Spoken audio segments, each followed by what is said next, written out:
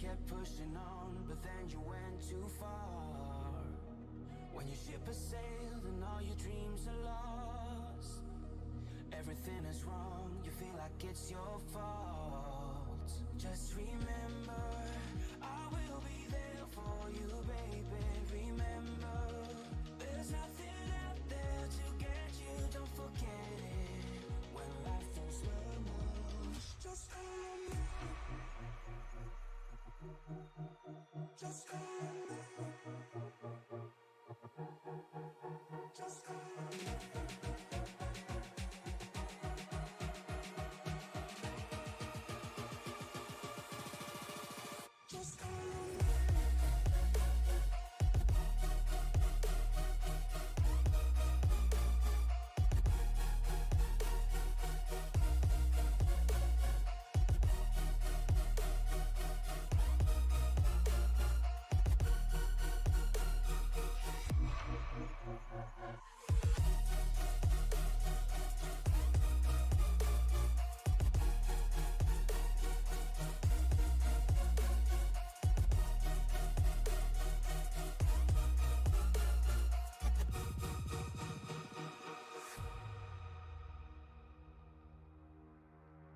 You're stronger now than you ever been.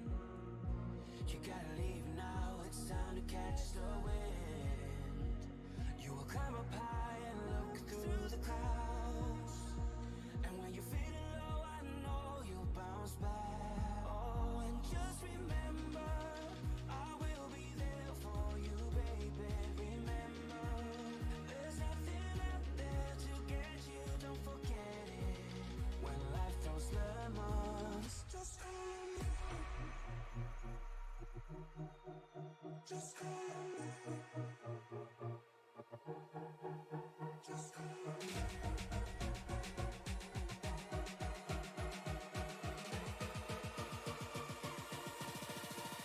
Just call me.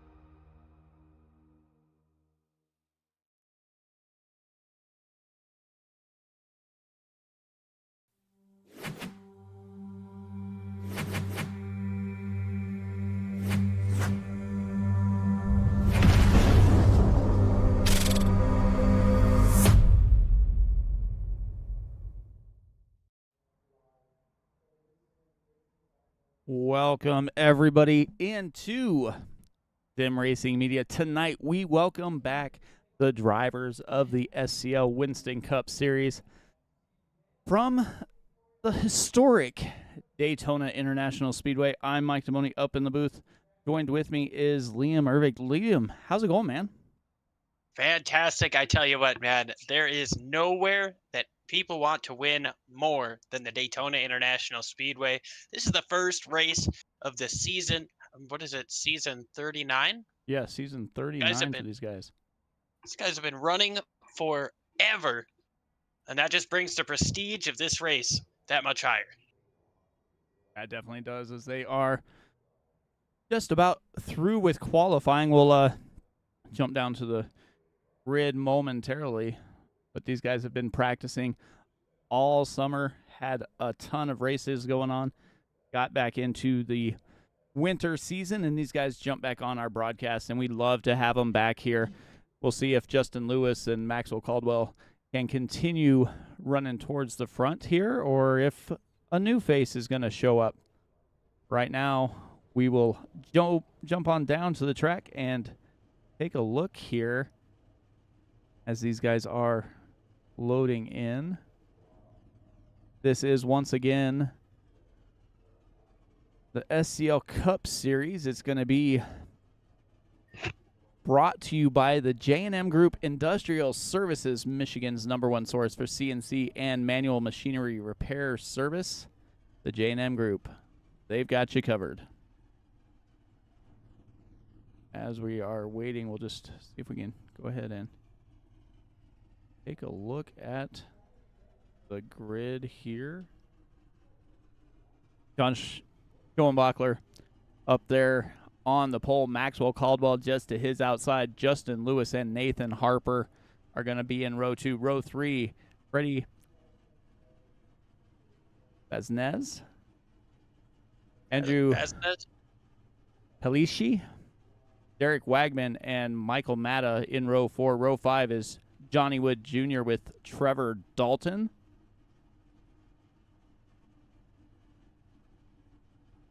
And we got Todd Merkel and Jonathan Casebear. Josh Tarthill back there in 13th with Ronnie Hurst in 14th. Row 8, Adam Lowe and Chad Jones. We've got Jason Crumley and Michael Brooks. Adam Brady and Joshua Yarbrough in row 10. Row 11 is Chris Myers and Shane O'Neill, and Matt Metler going to be starting shotgun on the field as we get going here.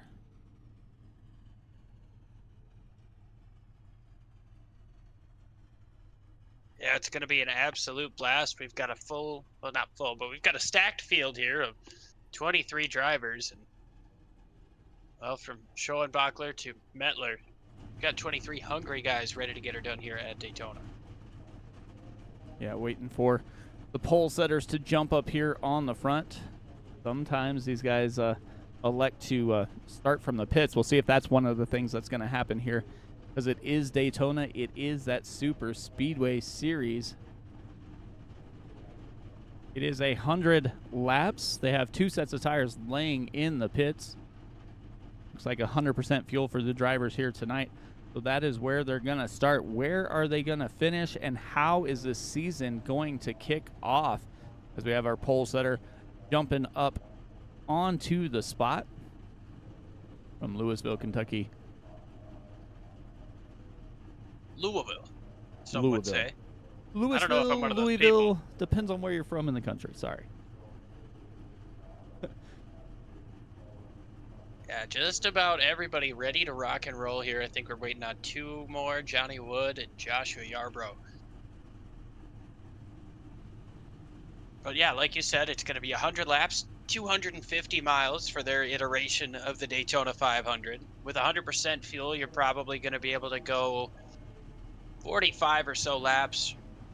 So you're definitely going to need to make at least 2 pit stops through the course of this race. Question is, how much are tires going to affect these cars throughout the course of this race? We know that with these next-gen cars, handling isn't as big of a deal at these super speedway, the drafting type of tracks as they call them now. But Daytona is a little bit tighter than Talladega. There's a little bit less banking than Talladega. These guys could end up struggling just a little bit. I'm going to see how these drivers handle the new season. Lots of familiar faces here in the SCL Cup Series. Some new drivers as well as we get ready to roll. They're coming down the backstretch. Like the lights are still on the pace car, so we'll have probably 1 more lap to get situated. Yep. Just 1 extra lap added here for the parade lap. It's like Joshua Yarbrough and Johnny Wood they're not here or electing to start from the pits. Like I said, sometimes it's better just to start from the pits. You kind of stay out of trouble. You work your way back through the field. I wound up winning a race this week doing that. Yeah, you never know what the strategy is going to be in these types of races.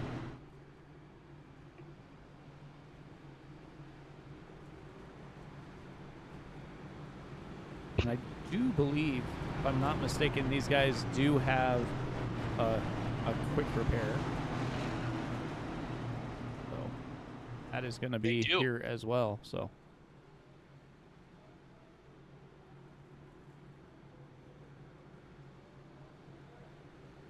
So 1 to green, 1 lap before we start off the season. I tell you what, there is no better place, no bigger party than right here in Florida on the coast of the Atlantic. Almost 100,000 virtual fans here, ready to watch their favorite drivers rock and roll. One of them wants to take the road course. Freddie Bassett has jumped to the pits, it would seem. No, maybe not. He's just going to the back. Yeah, it looks like he just took an EOL, got to the back of the field. Doesn't want to be up front in his first race here.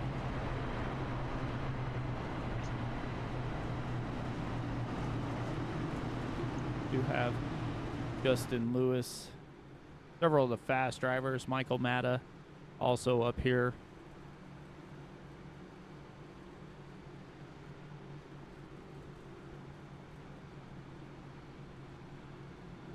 So I'm confused as to what the 60 is doing now. So now it looks like he's trying to get back in line. So we'll see what happens there.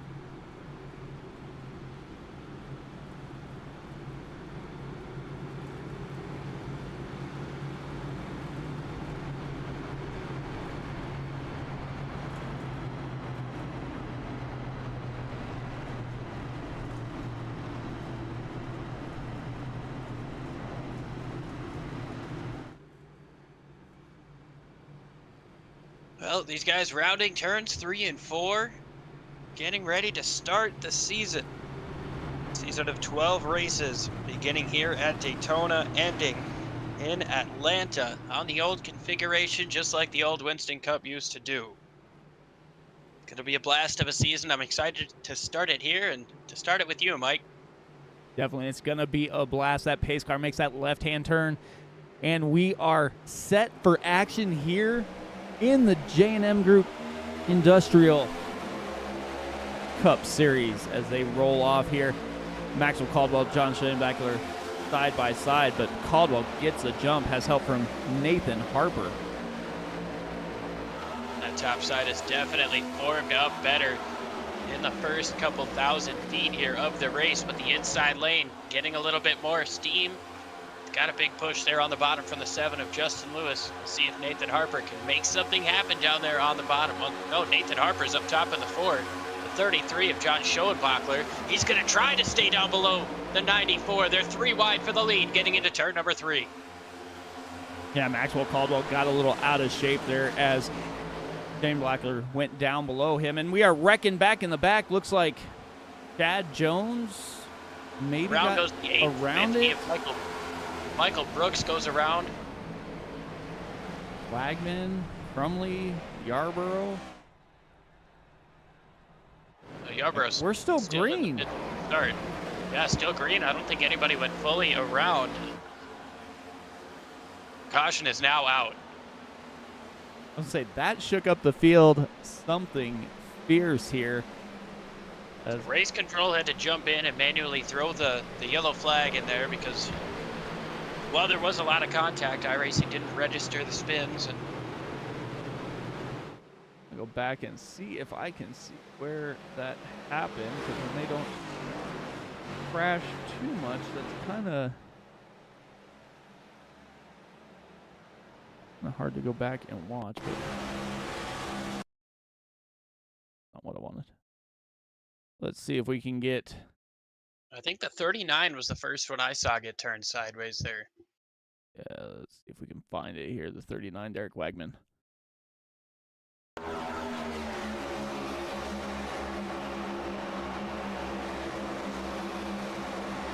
Oh, the 2, Todd Merkel, just barely clips him, and that's going to set off everything back behind him. Yeah, a bit of a checkup there on the bottom lane as they were 3 wide and the middle was starting to fall back. Just seemed to be a case of the 2 trying to fall back in line behind the 39 and just hooked that right rear part of the bumper and sent him up.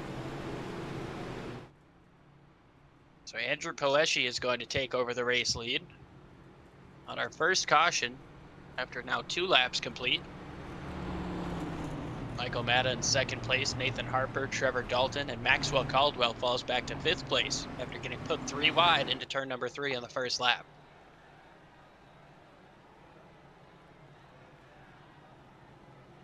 Yeah, it's one of those hard things to do. You get a little checkup, and that's going to cause the drivers behind you to decide where to go, inside or outside. Looks like Todd Merkel was looking to the high side there and just kind of slid down a little bit. 39 came up just a touch, and that's what's going to send the 39 off into the wall.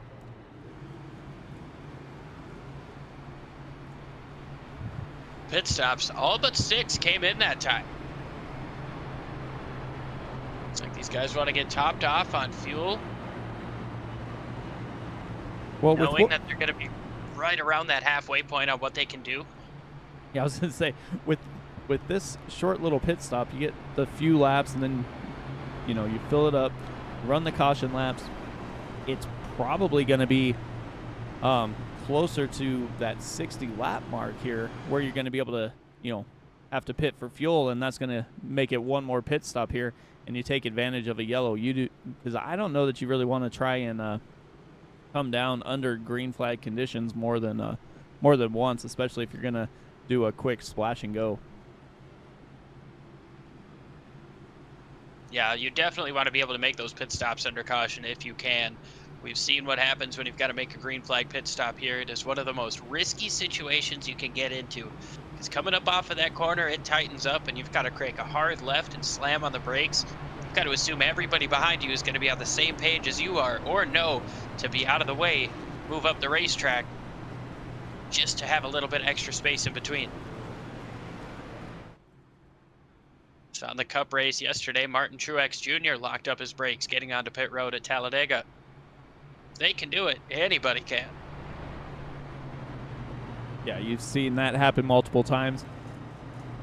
Lots of controversy surrounding the race yesterday in the NASCAR Cup Series. Yeah, that was before all that. Yeah, I know.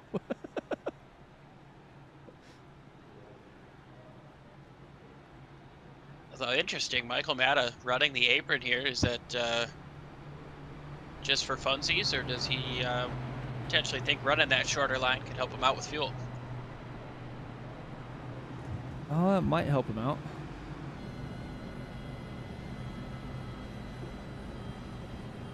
Just rolling around. And it looks like it's going to be a single file restart. Lights are out, and they are single filed up. Yeah, everybody down on the bottom of the racetrack, and that's very likely due to the incident just being on the first lap.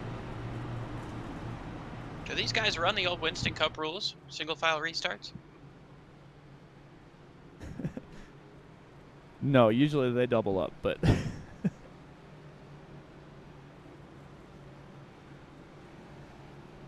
these guys are in a single file out. Nathan Harper's going to restart second once again. Or in the second row once again. If he can push Matta further out in front. Matta does not want to get too big of a jump, especially here at Daytona. As if you do that, you wind up a sit and duck pretty quick. Yeah, you do not want to get a big jump here, and everybody being single file, that draft is going to catch up to you a little bit quicker, I think.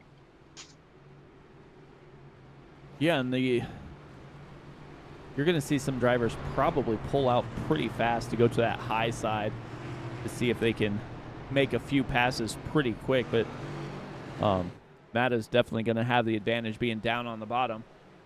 But why don't you bring us back to green, Liam?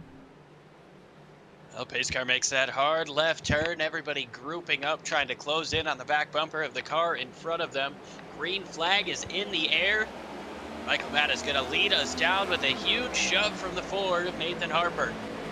27 of Trevor Dalton moves up the racetrack. Is he going to try to make it double wide already? No, he falls in behind, and the entire field still single file as they move into one. Well, Nathan Harper's got to be a little careful. He was attached there to the rear bumper of Michael Matta, getting that little thawing action going on, and that can be just as dangerous as bumping him in the right rear or left rear. Just sliding back and forth can cause that car to lose momentum here. Trevor Dalton stuck on the bottom. And these cars being side by side like this, that allows those top two to kind of stay out in front like that. Coming up off of the corner, the rest of the pack generates a little bit more of a run. Here comes the 60 up to the outside. It's Freddie Bassinez moving on up, trying to push that top lane a little bit more. Made a last second jump as this pack is kind of separated into two distinct packs. Yeah, it definitely happened quick, fast, and in a hurry as that top 10 pretty much split off. Looks like we have some action going on in this second pack here. Like Justin Lewis is just at the tail end of the front pack, but Chad Jones is leading the second pack here in that 24 machine, or 75 machine. Yeah, I think if those guys get single filed out, might be able to catch up to this lead pack, but for right now they've got a gap of almost 3 seconds, and that is increasing every lap. Fastest lap of the race was just put down by Matt Metler in 10th place at 45:28. Blazing fast lap times as these guys are running over 190 miles an hour through the corners, almost hitting 200 down the straightaways. See if they can get up to it. 200 on corner entry for the 33 up on top. Schoenbachler takes the race lead, but just by a nose, and for how long is that going to last? Yeah, he's got to run up there. He's got K-Spare giving him a shove as the 6 ducks out. They get tight and have to skinny up pretty quickly there as the top and bottom went side by side, door to door. And they're going to split Schoenbachler 3 wide. Down to the bottom goes Matta to retake the race lead. A little bit of contact behind these guys. So they're trying to split that 33. John's going to be able to get back into the bottom. Yeah, Shane Backler was able to duck in, but that was costing him some time there. Justin Lewis hanging off the back, as well as Maxwell Caldwell. Yeah, these next-gen cars, they're super draggy, so these runs come in a hurry. If you get to somebody's outside, it's almost like a parachute with that side track.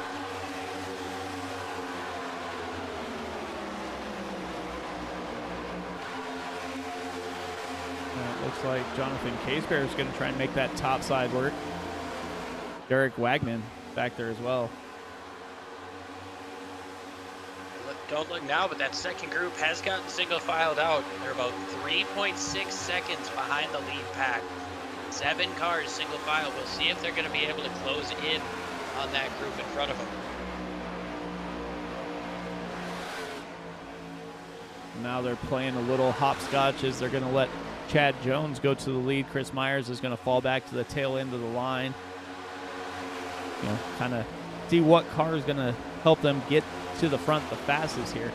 Because they are. It looks like the 24 has got a little bit of damage to the front end of that machine, so he might be kind of sacrificing himself for the betterment of the rest of the lead or the line there. Yeah, it looks like he's going to try and get in. Yep.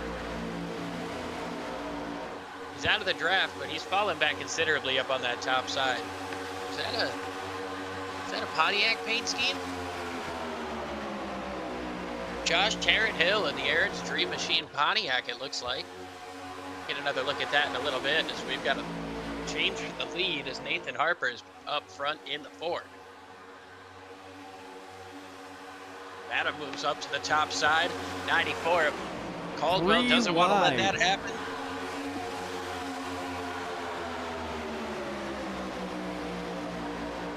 Well, two of the drivers I talked about earlier, Maxwell Caldwell, Justin Lewis, made that third lane work, and they go from the high side to the bottom side, take first and second, and are starting to kind of drive a little bit away from the field. Not for much longer as they move up the top of the racetrack. Some contact bumper to bumper there between Justin Lewis, Maxwell Caldwell, Michael Matta moves down to the bottom of the racetrack, and that's going to allow the inside lane to close in. The 6 gets a little bit sideways. That's Casaberry. Going to get sideways with a push from Wegman. Wegman making a recovery after getting turned on the first lap. Potentially had to use that fast repair already, but he is not driving like it. Oh, and there is a shove, a huge shove by Jonathan Casebear to Michael Matta. Matta, in turn, sends Maxwell Caldwell towards the front. Justin Lewis saw it coming, jumps down to the inside lane, and he's going to try and play Pied Piper. He's been jumping inside, outside, back and forth, and Maxwell Caldwell got a little loose there. Caldwell took a shot off the front bumper of the 16, got him a little bit squirrely, but he didn't lift. He said, all right, I'm going to take this momentum right into the back of the 7. That's what he's doing, is now the 4 gets a little bit loose off the front bumper of the 60. So these guys are tandem drafting the best as they can with these cars. Tandem drafting worked like magic before. New car, though, kind of sent it out the window there. But Matt Metler, biggest mover of the race, up 20 spots already, running P3.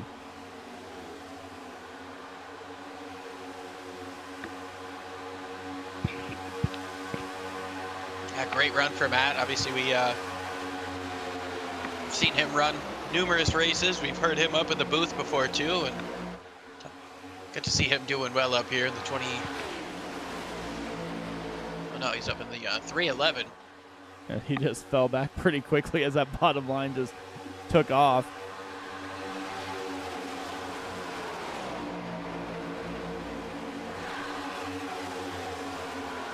So now that front pack is starting to get single filed out.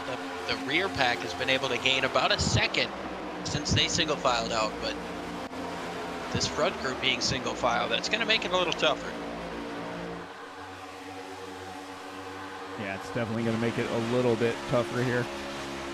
You just see, it looks like Carrot Hill there lost a little bit of ground there as we jumped on board. There's that Aaron's RCA Dream Machine, Pontiac Grand Prix colors.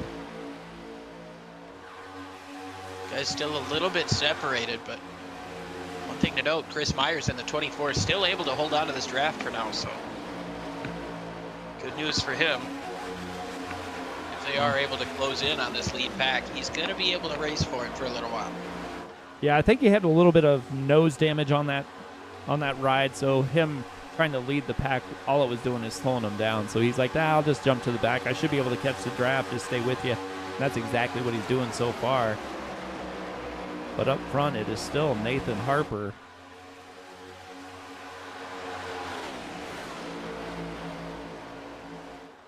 And he's able to hold on to a little bit of separation right now. At least he was coming up off of the corners. Now Bastardes gets up to his back bumper. It's not very often you see the Cowboys lead, Mike. I was going to say that earlier. Like, it's not every day you see the Cowboys in first place, but all right. They did win last night. They did. Took them 2 days to do it, but Hey, sometimes it happens. They don't ask how, they ask how many. As now 16 moved out to the inside of Bastardes there and looked to want to make a move, didn't quite have the space, checked up just a little bit, and that checks up the entire inside line. So now you see the 6 of Casaberry go up. He's got help from the 39 of Wegman, but it's just those 2 up there, and that's not going to do a whole heck of a lot. no, it's not. The tandem draft doesn't necessarily work. I mean, if you're lined up correctly and not having a saw on that wheel, you can sometimes get a little bit of that side draft to kind of help pull you along, but usually that inside line with more cars is going to take advantage. You see if they slide down in front of Justin Lewis, and they'll do just that. Yeah, they were able to use it at least somewhat to their benefit there. Make a pass on a couple of cars. And yeah, like you were saying, you can kind of make it work a bit if you get close, but it doesn't work as well in these cars as I would say it does in the Xfinity cars. These cars are so draggy and so, there's so many aero components on the back end of these things. when you get side by side with somebody, even if they are tandem drafting, you can slow that lead car down, and it is so easy for you to pull that trailing car off of the lead car and slow them down that way. Yeah, exactly. I mean, and the other thing with these cars is usually if you're trying to draft, there's a point where it almost hurts both of you if you're not close enough or you're just far enough away. Like it, and then after you get, after you kind of burst that bubble, you can get right to the rear bumper and give them a shove. But it takes a little bit of work in these next gen cars to do that. Interesting line I'm noticing Freddie run here throughout the middle of the corners here. He's about 3/4 lanes up. Moves up a full lane there, and he's giving a lot of bottom open to the 16.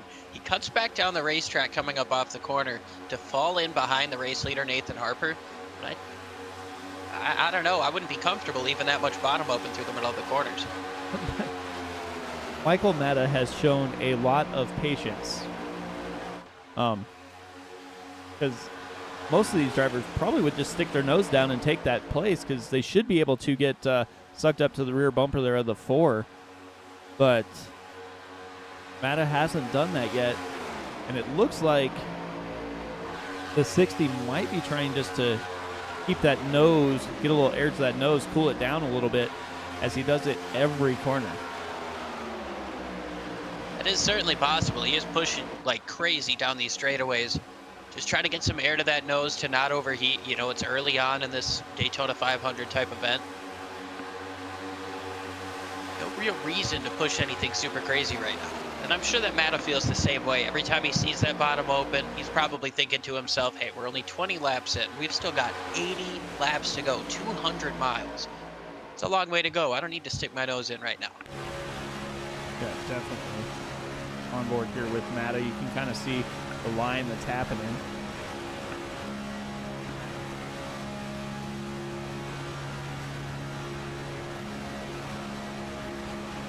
See Freddie drift up just a little bit again and then kind of tuck right back in line. Oh, Mata's had enough. He goes to the high side. See if he's going to try and block there. Double wide up at the front once again. Here comes Justin Lewis for the race lead. He's got a huge push from pole sitter, or outside pole sitter, Maxwell Caldwell. Yeah, Mata tried to jump up and block it. He was unsuccessful, and he lost all sorts of time as he went to the tail end of the field, tucked in back behind, and now is trying to get back to that high line, try and race up front once again. And Mike, while these guys were doing their single file running here, they gained almost 5 seconds on the drivers in 11th on back. Now Ronnie Hurst leads that pack, and they're single filed out right now, but they are kind of spread out. They've gained a few more. That's going to be a lot of time to overcome without a yellow flag. Yeah, they're definitely going to be looking for that. As up front, they've kind of settled down once again. Looks like Justin Lewis and Maxwell Caldwell kind of got separated as Caldwell went down to the bottom. Justin Lewis stayed up high. Well, that was close, getting down in front of Shane Bachler there. Justin Lewis able to get down there, but still got 3 cars up on the top trying that outside. We've got, looks like Andrew Pileshi, Derek Wegman's up there, along with Michael Mata in the middle. Trying to make something work here. Looked like Trevor Dalton was kind of trying to get air to his nose as he pulled down below that yellow line just a little bit. We'll see if he's going to try and jump up to the high side. Mata is pushing like crazy back there. These guys starting to get side by side, and they are still running quicker than that group behind them. Losing a ton of time from 11th on back. This is currently just a battle of the top 10 drivers. This tandem draft here just started to drive away from the field a little bit as they were messing around behind them. And I'm not going to say it's easy, but it is kind of common. If you can get a tandem going and you've got guys side by side behind you, side drafting, you can kind of get a little bit of a gap on them, but you are susceptible to a huge run when they finally get back to you. like you saw there with the 27 Trevor Dalton. Yeah, definitely. You can hear on the radio chat that the drivers back towards the back are trying to figure out what they need to do to get that gap down, as it has grown to 11 seconds.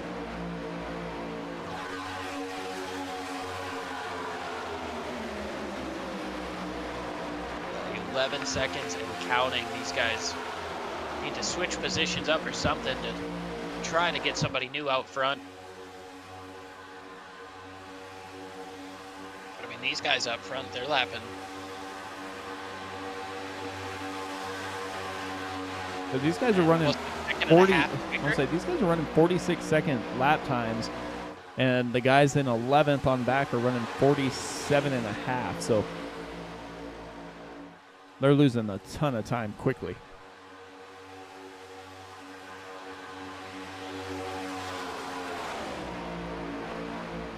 Three drivers up front with the breakaway as they're side by side for fourth place. They're starting to get a little bit more separation there, Mike. Almost half a second between them and the next group of cars. They stay side by side like this behind them, they could continue to lose time, but now they've got a run coming down the back straightaway. Well, like you said, if you can get 2 or 3 cars together, you can drive away as long as you stay single filed up.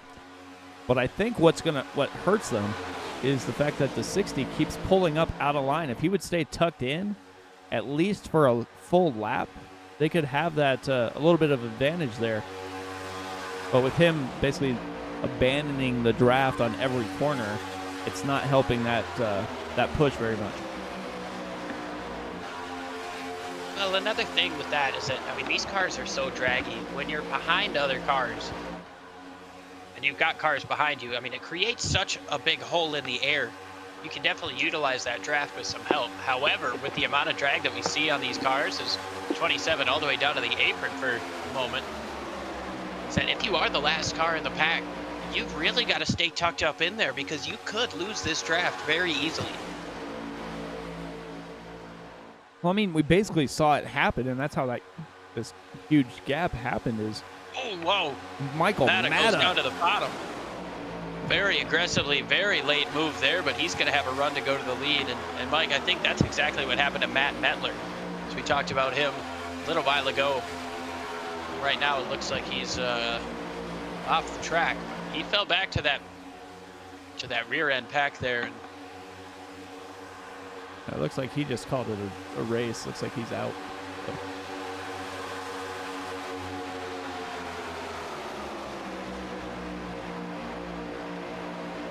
Nathan Harper continues to lead.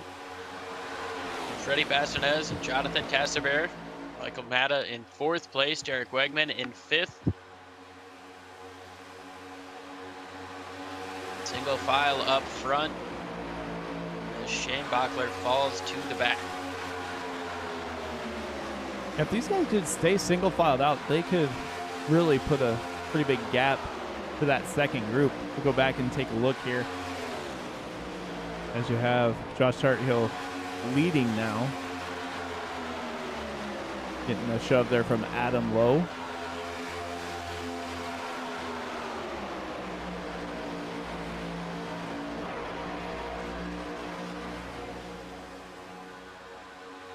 Yeah, they're 14 seconds back, and they keep losing time here. Right now, they're in a little bit better shape than they were before. They're up there running 195, 196, getting into the corners. They're running a little bit better lap times. They're within half a second of what the lead group is doing versus the 1.5 seconds that they were before.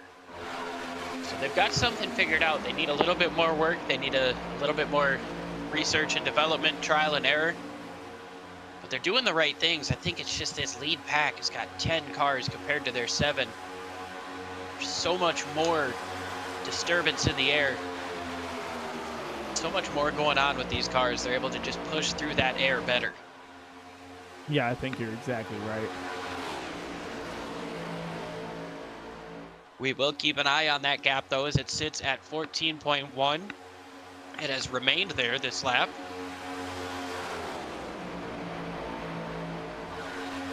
last time around at 46.90 for your race leaders. So those guys a little bit slower this time around.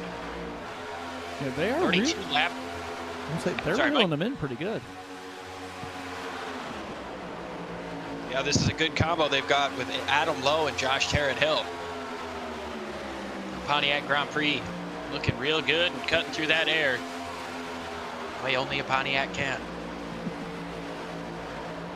A little bit of side-by-side behind them, but they get back in line as the 24 tried to move down to the inside of the 75. These top two stay stuck to each other. Yeah, now that that second group has it figured out, they want these front guys to start racing that side by side and dragging each other back, because they can close in now that they've got that lineup figured out that's actually making some time here. Well, now my question for you, Mike, is this lead pack. They're single file right now, but they slowed down about a second and a half to what they were running before. Now they're the ones running 47.60s, while the guys behind them are running high 46s. Now a little bit of side-by-side action at the back of this pack, some contact, bumping around. But that's going to create some side-by-side.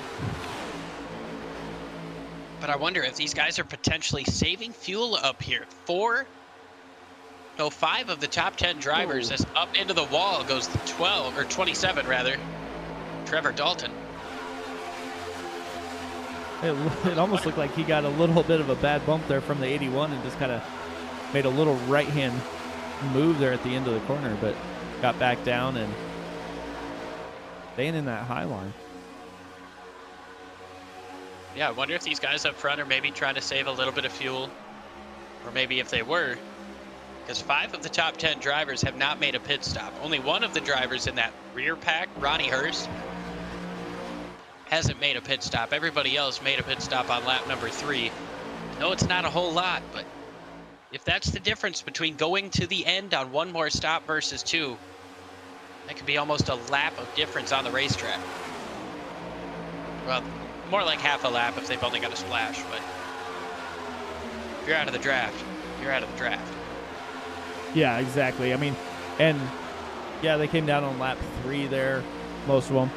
And then you had a couple laps of, caution laps, so saved a little bit of fuel. So if you could make it to where you only had to stop one more time versus these other drivers having to stop twice, I mean, that could be all it takes in order to win this thing. Could definitely put you in a world of advantage, as that rear group has chased them down about 3 seconds. It's now 11.4 seconds back. So it looks like this last time around, his lap times might have equalized out a little bit.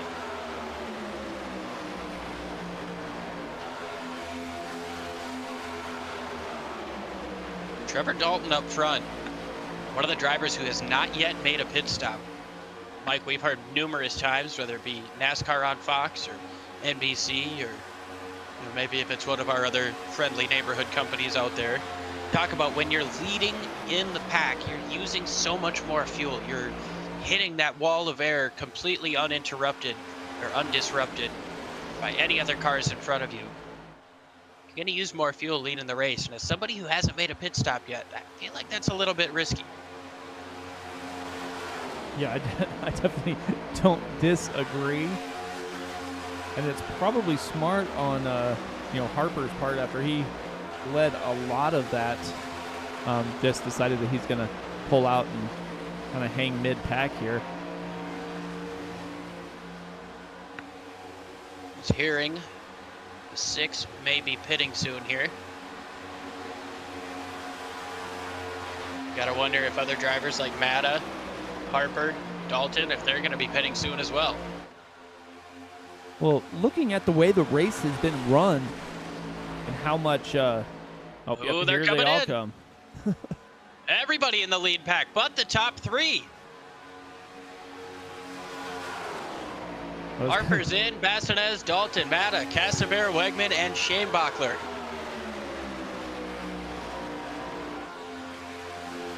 That's what I was going to say. With everything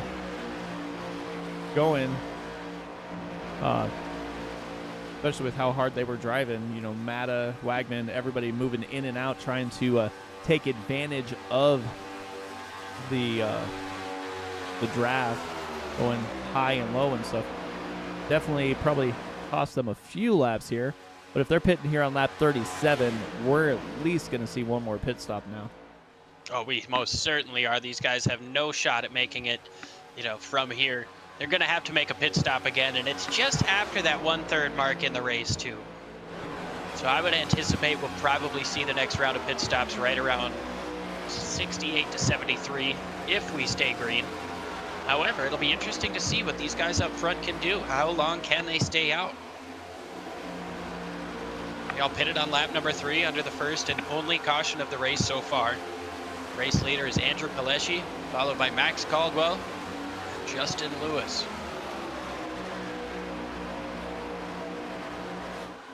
Make their way around the 3 there, or 33 for Shane Backler. They're still staying out, so. How long can they go on this tank of fuel? I'd imagine we're going to see at least a couple more laps, but maybe Well, now they've not. got a little bit of an advantage with these cars up in front of them. They're going to be able to pull a tow. Going to be able to get up there with them, and that's going to keep them quicker. Could it potentially increase the gap when they get back off pit road?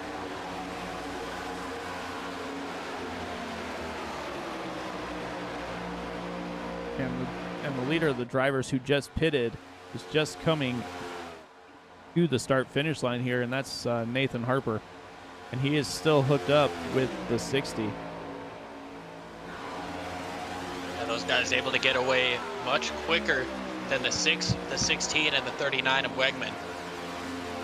Dalton also came in to pit with that group, and Shane Bachler, we saw him get lapped already.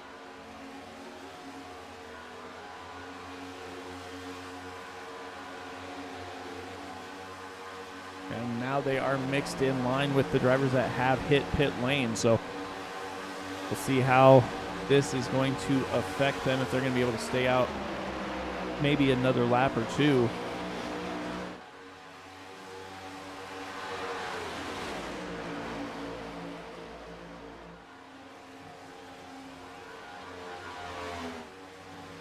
Jason Crumley hit pit lane.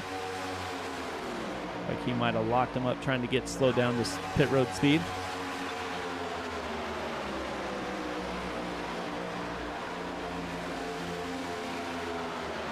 So the top 12 have not yet made a green flag pit stop. We've got 7 drivers who came in on lap 37.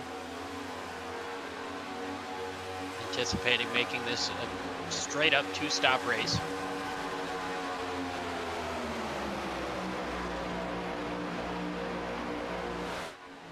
They're probably going to come down in a couple laps is what I'm hearing. Adam Brady coming in. Ronnie Hurst probably needs to come in, as he is one of the only drivers that has not made a single pit stop in that 22 machine. We heard a lot of guys in this group talking about 44. They're going to come in on lap 44. That's next time around. But that probably couldn't come soon enough for Ronnie Hurst right here, who, like you said, has not yet made a pit stop. So you'll see the back end of this pack here break down pit lane here in either this time or next time.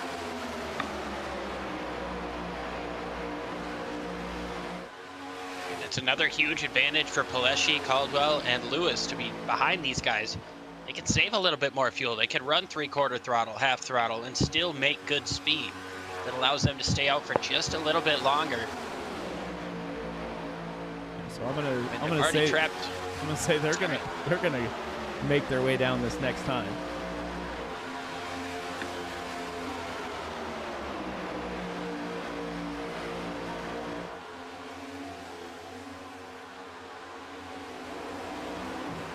Once again, I want to thank everybody for joining us on YouTube for these guys.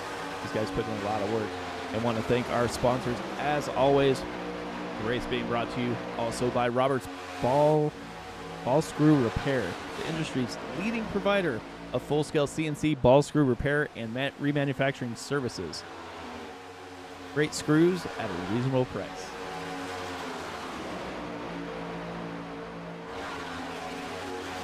Catching up to some more traffic.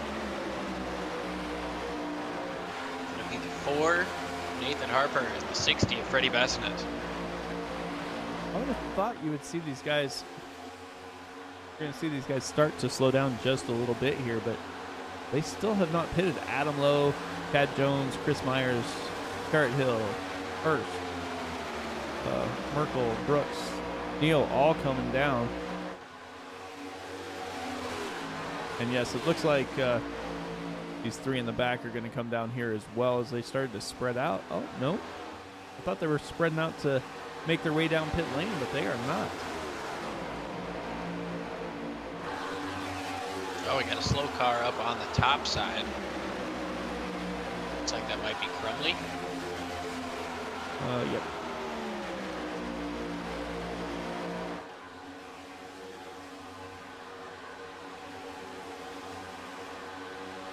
Now it is a question, Liam, of how far can they go? Like Justin Lewis kind of lost the draft a little bit, but I don't know that it's going to be too big of a deal if he can. They all come down pit lane. Nope. Well, that's a big if. They still haven't. Lap number 46 coming to 47 now. Justin Lewis is in a really risky spot. It's about 6 or 7 tenths off of the car in front of him, and losing time, losing speed. Oh, a little bit loose there was the 21. Could be a saving grace for Justin Lewis as he falls in behind. That's a little bit closer of a car to try to draft back up to. Yeah, if he can get the draft of that 21, he can stay a little bit closer there to Caldwell and Leachy. But Yeah, this guy's falling back. Jonathan Case there is leading now with Michael Matta giving him a shove. And the top 3 are coming in.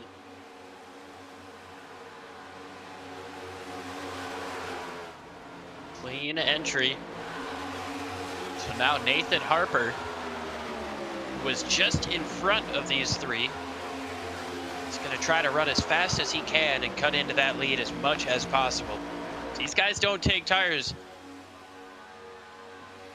They're going to be out probably half a lap before.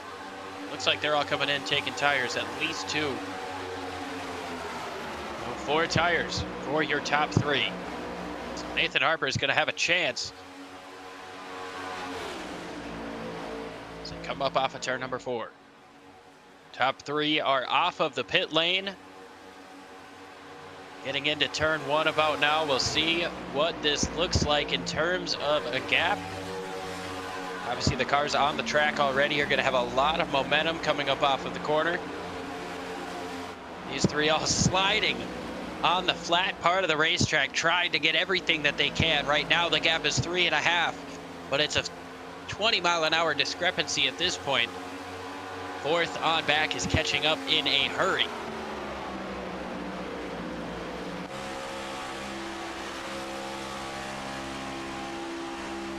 Looking back from the lead pack here.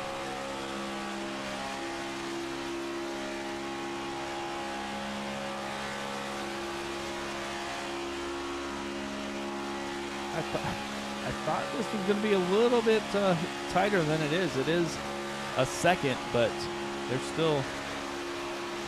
they were able to get up to speed a lot faster than I thought they were going to.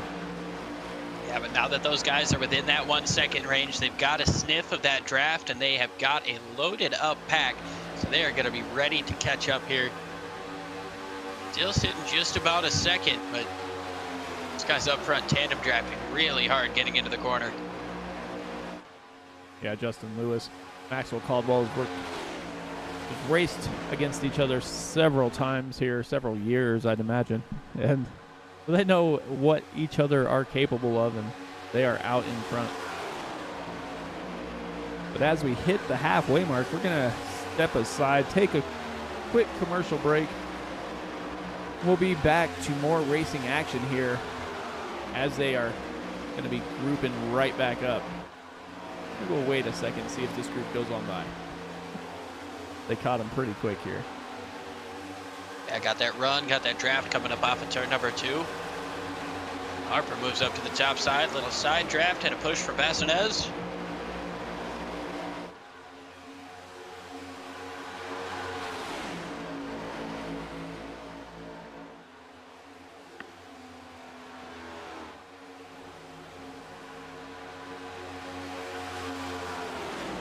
Going towards the back here. Only 9 in this lead pack now. He's 10 before the cycle of pit stops started. It looked like K-Spare was going to get down behind them and then thought better of it and stayed up high. Michael Matta is going to follow K-Spare down there, but K-Spare stayed up high, so K-Spare's up almost by himself, has a couple car lengths back to the 39 of Derek Wagner.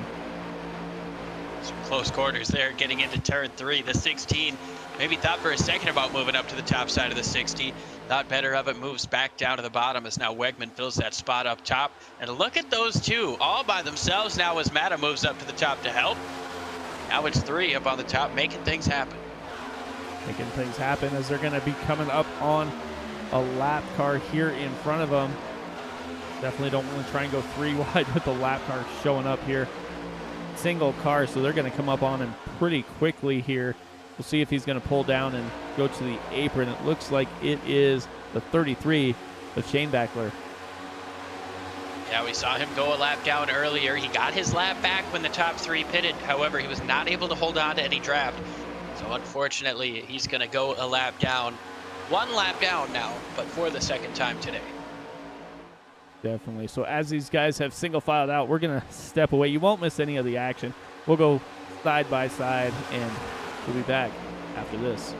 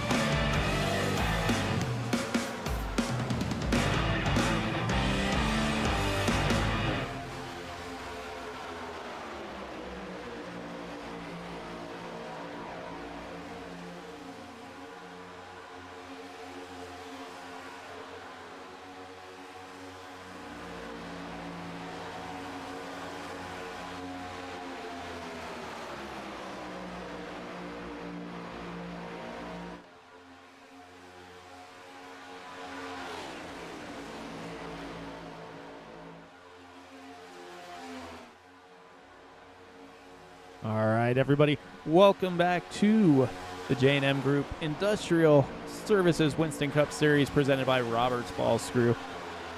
These drivers have been on the track for 58 laps of hard drafting racing here as these guys are single filed out up in front. We've seen quite a bit of action. Mike Demoney and Liam in the booth as always. Liam, man, how do you think this race is going to come to a conclusion here? Well, I think we've got two possibilities. We've got a couple of different chess games going on here. Everybody's made their pit stop before lap 50, even the drivers who pitted under that first caution. So everybody's going to need to make at least one more pit stop. The only question is how much time are you going to want to spend on pit road? We've got 3 drivers running in 2nd, 3rd, and 4th who pitted on lap 47. That's 3 laps later than most of the other drivers who came in on lap 44. I believe there's about 8 of them who did. And then all of the rest of them, the other 7, pitted on lap 37. So those most recent 7 that I mentioned, they're going to have to take the most fuel on pit road. Obviously, the middle group is going to be kind of that middle spot. And then the guys who pitted on lap 47, they can play with the math a little bit and take just enough to make it to the end, or maybe have enough for an overtime and spend less time on pit road. Maybe take 2 tires, maybe no tires, depending on what the wear looked like after that first stop. Could be a chess match. Or we could get a late race caution and all hell could break loose. Well, that's always a possibility at a super speedway. We saw it yesterday. I mean, they made it till 4 to go, and then they wadded up 28. 28, and then the damaged vehicle policy came into effect. We don't talk about that. We'll talk about that on our podcast that we haven't announced. Speaking of things that we haven't announced, something that I will announce is that we've got an author working with us here at Sim Racing Media, Jordan Brockle. His commentary for ECR, I believe, and the Elite Cup Series as well. So check that out. You can find that on Amazon. The Shadow Remains by Jordan Brockle. Yeah, definitely. And with that, we also want to, be thinking of everybody down in Florida as they're getting set for another hurricane to come through this week. So we'll see how that all turns out. We've got tons of drivers. It's one thing that the iRacing community does allow us to do, have friends in all corners of the globe.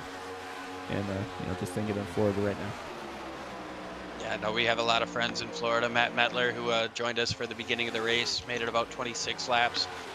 He is kind of, it might not be in the direct path, but he's at least in a path to get hit with some significant water and some significant winds. We've got some other friends that work with us here and, that race with us on the track that definitely want to, keep an extra thought and prayer for and hope that they stay safe. And if you are in the path of the storm, take your evacuation warning seriously, and while we're talking hurricanes, if you can, help out the people of Western North Carolina. You can always donate to the Red Cross, or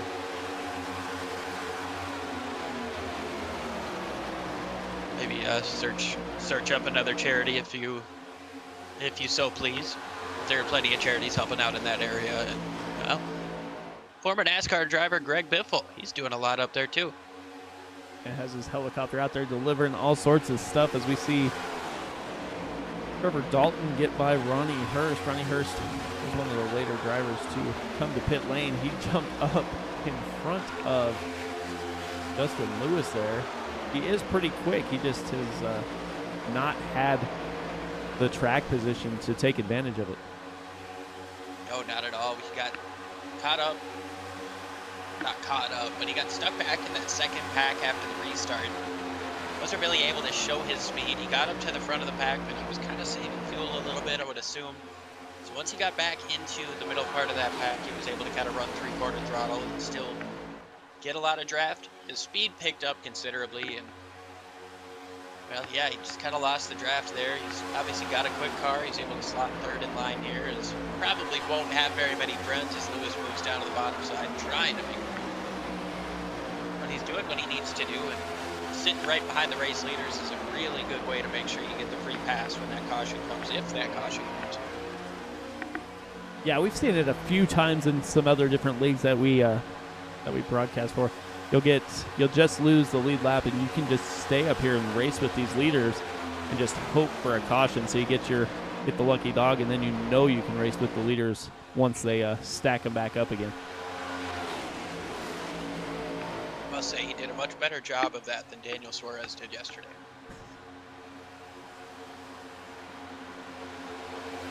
Anyways, the top two separated by a lapped car, then Justin Lewis, followed by Andrew Polici and Nathan Harper, rounding out your top five. Freddie Bassonets in sixth place, followed by Jonathan Casimir. A couple of lapped cars in between Freddie and Jonathan. That would be the 850, Michael Brooks, and the 33, John Shanebacher. Behind Casimir is Wegman. Had a good recovery there after getting involved in that first lap incident. He's got Michael Matta pushing him, rounding out the top 9, which is our current lead draft here. As you see the lapped car, the 33, moving up to the top side. Adam Lowe rounds out your top 10, all the way back 20 seconds back in turn 3. He's got a fast charging Josh Tarrant Hill on his back bumper, rocking the Aaron's Dream Machine Pontiac Grand Prix. I love that thing so much. Ooh, a little bit of a bad bump there. Adam Lowe did there. Looks like the 24 was able to get some of that damage repaired. Chris Myers' front bumper looks a little bit better. Still kind of punched in a little bit, but looks like they were maybe able to get that splitter down towards the racetrack. And Chad Jones in the 75 at the tail end of this 3-car group, running in 13th place. These guys just about 20 seconds off the lead, but they're actually closing in a little bit. Yeah, they're closing in a little bit. It looks like they kind of figured out who can lead the pack. It looks like Adam Lowe and Tarrant Hill take turns leading it, and it seems to be helping them. And then we go back here. We've got Shane O'Neill, Todd Merkel. Looks like a lap car back behind them as well. So a couple of drivers trying to make their way around the track, not lose too much time. Still trying to complete the required laps. Yeah, that's Adam Brady in the 21 chilling with that group there.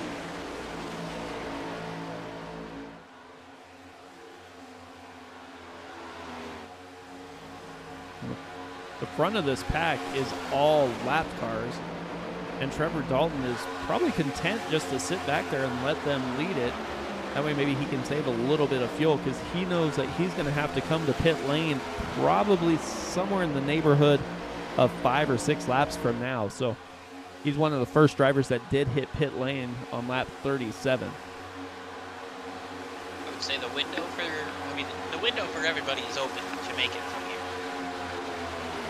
You don't want to make that pit stop earlier than you have to. You don't want to make it without friends. This has to be kind of a coordinated attack here when you come in to make your pit stop. And of course the question is, do these guys who pitted on lap 37, who are going to have to pit sooner, are they going to take tires 2 or 4? Compared to the guys who pitted on lap 47, who we know can go further, they might even be able to make it to around lap 85, 90. Probably only going to need about half a can to a can to make it to the end. That's about 3-4 seconds on pit lane. I don't know, there's a lot of things to be discussed on top of the pit box here, but whether or not you want to take tires and potentially lose those 11 seconds to the guys who only have to stay in the pit box for about 3 to 4. Yeah, exactly. I mean, you have Caldwell, Lewis, and Polici here, all with basically 6 laps short on fuel, give or take. So, I mean, they're not going to want to stay in very long. They'll probably take enough to get 10 or 11 laps in, and that's about it. So, like you said, about 3 seconds in your pit box, and you're down and away. So, got that time to 7 seconds on pit lane. It's going to be a tough call for the drivers that have to come down sooner than that. Now 7 is a little bit more manageable than 11, but I mean, we've seen what these kind of gaps can do on this racetrack. I mean, Adam Lowe in 10th place. That second pack has been as close as 3 seconds back, but it's been about 40, 50 laps since they've been that close. Been as far back as 25. Right now they're 16 and a half back from the lead. 15.8 back from the tail end of this pack, but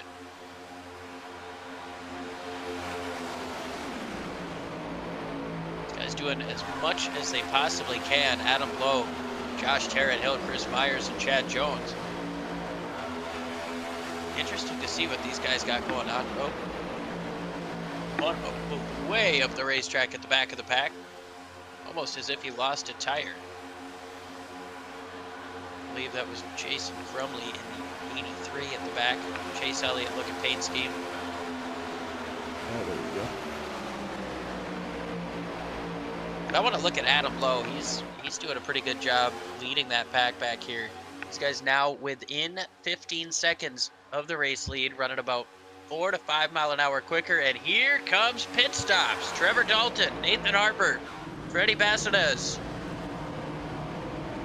Derek Wegman and Michael Matta, along with Jonathan Kassenberg, come into pit. They are the first ones on lap 71. It's going to slow down that lead pack a little bit, allow the next cars to get closer and closer. These top two now, Caldwell, Lewis, and Palici is up there as well. Three latest drivers to pit. Now back into the race lead. And it looks like. Not only are they. I was gonna say, it looked like Ronnie Hurst just kind of let them take over the lead as the three lap cars kind of fall in line back behind them.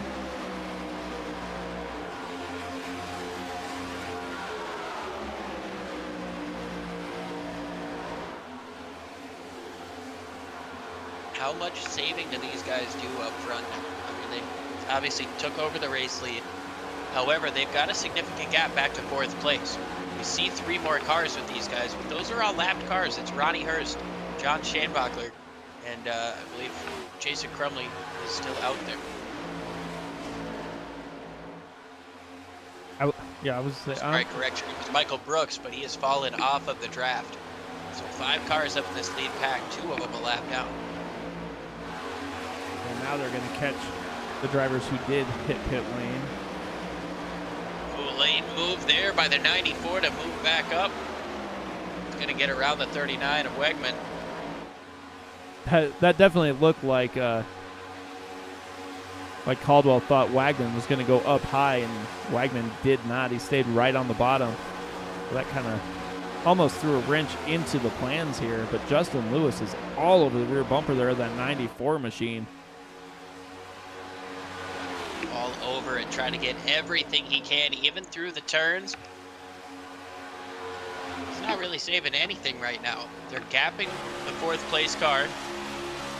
It's now up to 16 and 7/10 seconds.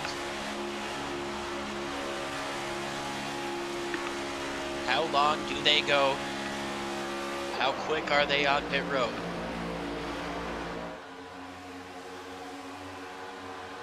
I would imagine. I mean, I don't know. I think if it was me, I wouldn't stay out too long, because those drivers that did hit pit lane are driving faster than, well, usually are driving faster than you are, but doesn't seem to be the case at the moment. 46 and 4.6 versus 46 and 5, so about the same amount of time here. Shanebachler comes in all by himself.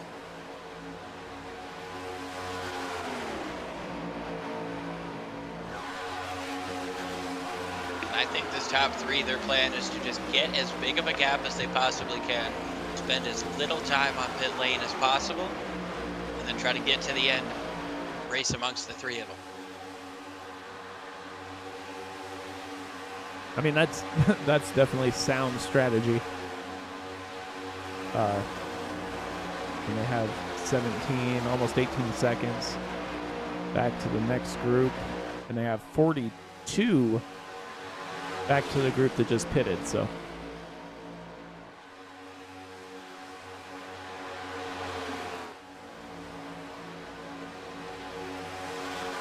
yeah, we'll keep an eye on that gap. It's these guys are able to increase on that 42 seconds, I think they've got a real shot at being able to do that. They've done an amazing job already. They got off strategy. They stayed out. They caught up to some lap cars. Were able to go faster, save a little bit more fuel, run further than everybody else. I mean, I hate to talk about fuel saving on the NASCAR Cup side because it often leads to weird racing, weird situations, and, well, in the springtime this year, just a weird crash. Oh, the leaders are coming in. Mike, your call was right. Maybe get that pit stop done as soon as possible.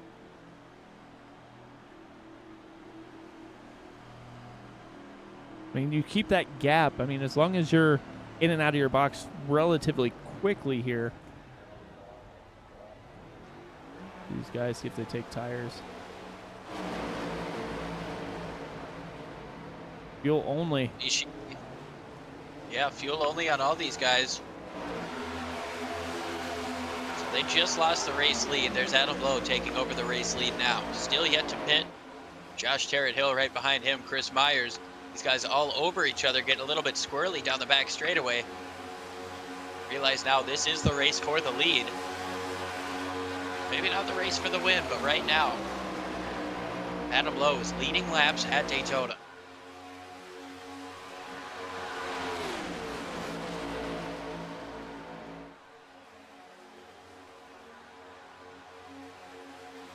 Yeah, at least this group is going to be able to lead some laps. Had a little rough go of it. They've been fairly quick, just needed that caution to kind of stack things up and give them another chance here after that first single file restart on the only caution we've had tonight. Kind of set them back a little bit.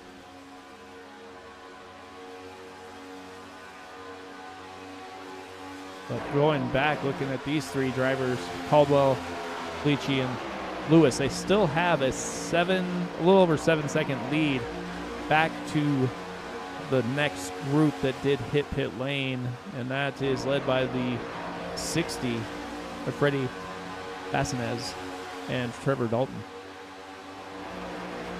Be interesting to see how quickly they can gain on those three. Got 5 cars compared to 3. More cars usually means more speed, but the way those 3 were working together, and the way these 3 are working together, it seems like 3 might be enough to make a difference if you got the right guys. Yeah, definitely might. It looks like Adam Lowe is going to probably be coming down this time by. We'll see if they kind of spread out just a little bit here.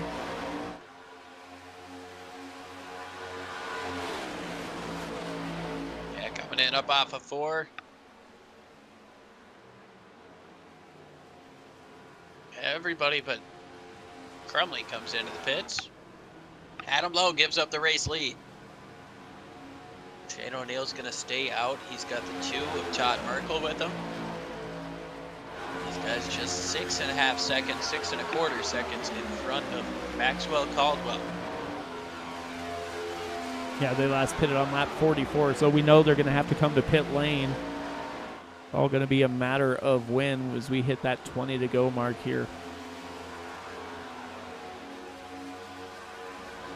At 20 laps to go at Daytona, and it has truly become a chess match. Multiple different strategies on the table right now, multiple different packs of drafting, and even those packs not on the same strategy all the time. So we're seeing packs get split up. Now it looks like the 21 of Adam Brady, he's going to come in. Shane O'Neill and Todd Merkel stay out once again. However, they lost almost a full second to the guys behind them. Yeah, they're losing a ton of time.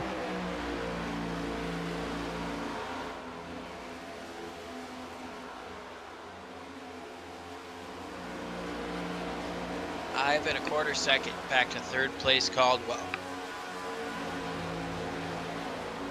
However, it's only 5.5 seconds back to Freddie in the 60 machine. Up the racetrack now goes to the 81 to allow Justin Lewis to get in there and push Caldwell.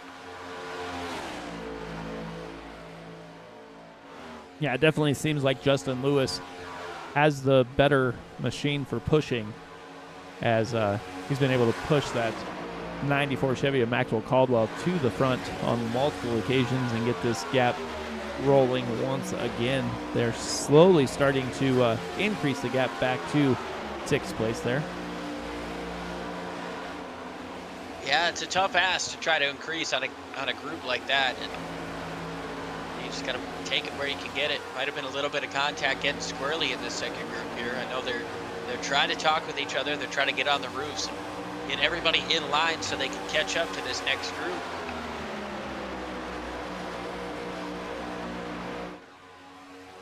It's gonna be tough, not impossible. These guys definitely have more cars. They've got a little bit more speed right now. Now problems up front potentially for Shane O'Neill and Todd Merkel. They came into pit, but one of them might have locked it up.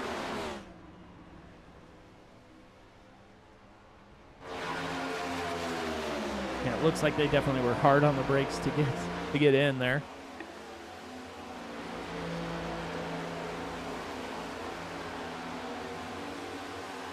Caldwell retakes the race lead. There are 5.5 seconds separating 3rd place and 4th. Guys are coming up to 16 laps to go. They could potentially benefit if this 83 is able to stay with their draft. Adding another car to this pack. Help them move just a little bit faster. They don't seem to be struggling with that right now, as the last time around, almost half a second quicker, 4/10 of a second quicker than the 60 car. Big time separation back here. Yeah, these guys were hooked up, but looks like they're having issues there with the 60 machine.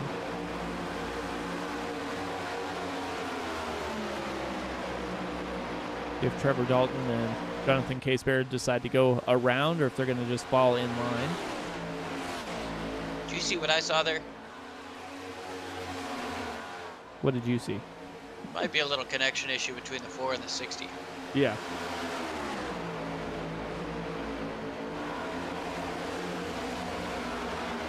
I am not sure. I don't have an explanation for that, but we'll just say they're battling for position. The same position on track. They say 2 cars can't fit in one spot, but I tell you what, I just saw a different story. Yeah, so did I. And that might be what's causing them to slow down too. It could be entirely. I mean, if that 60 car isn't providing a draft for the 4 feels he's got to check up to stay behind him. That could definitely be causing that.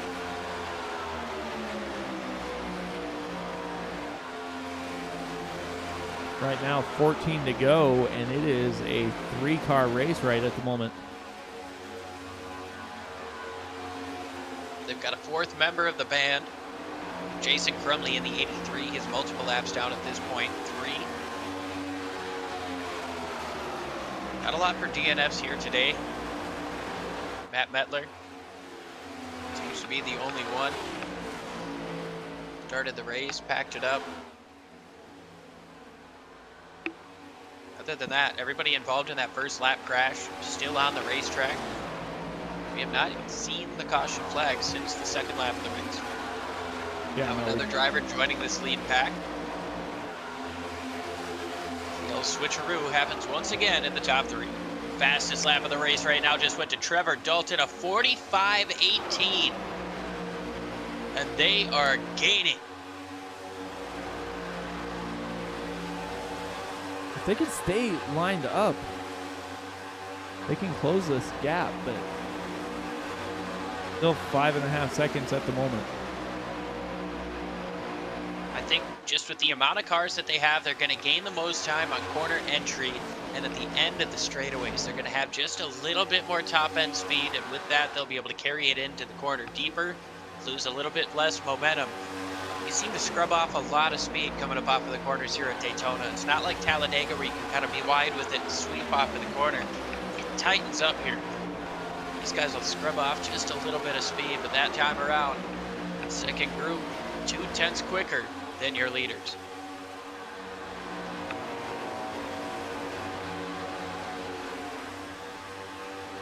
Yeah, if you like what you're seeing here tonight, these guys are going to be back with us on Wednesday, all kicking off at 8 p.m. Eastern with the, looks like mini stocks at New Smyrna. And then they will close out the night with trucks at Daytona. So a 2-for-1 on Wednesday night. So don't forget to tune in here and check them out once again. And of course, next week, we're back with the Winston Cup Series for Charlotte. The Charlotte Motor Speedway, 125 laps. Going to be a completely different ball game than we're seeing here today. Just as intense and just as much of a chess match with these guys trying to figure out the best way to beat each other mentally.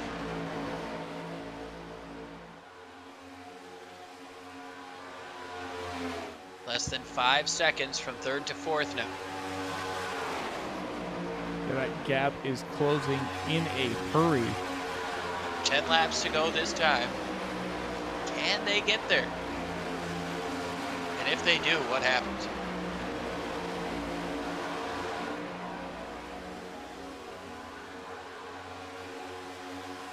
That's 7 cars in that second draft now.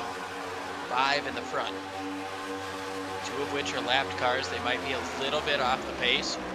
Lewis all over the back bumper of Caldwell once again.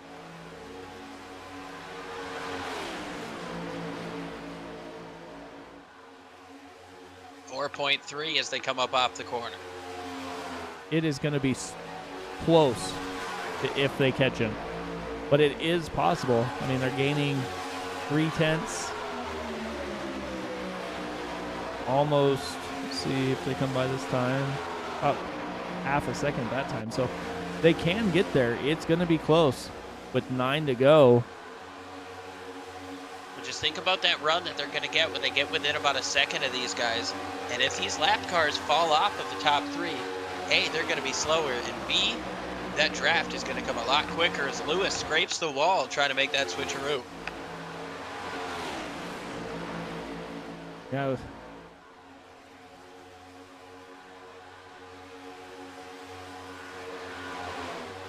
Caution is Caution's out. Trouble on the front straightaway with the 58 of Adam Lowe.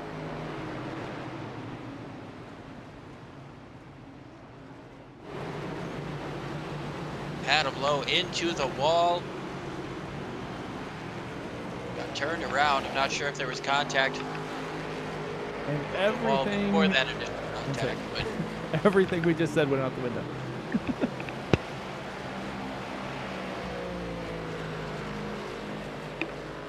yeah, this changes everything.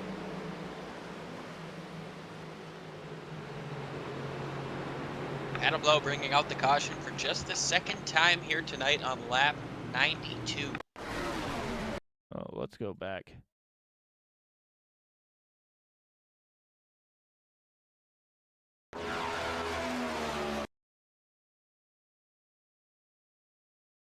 So he is back in third in this group. Yeah, him and Chris Myers get together somehow. Wagman's back there as well. Oh, looks like a little checkup up front. Oh, into the back. Goes high. Then turns down on the 24 and sends them around.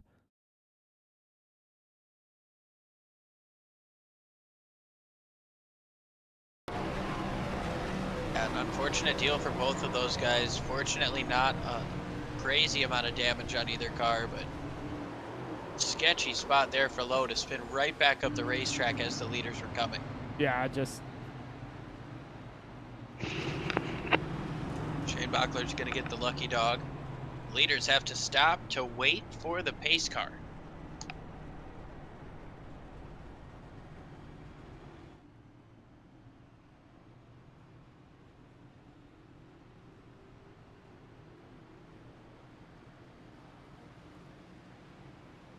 Guys, very slow down the back straightaway.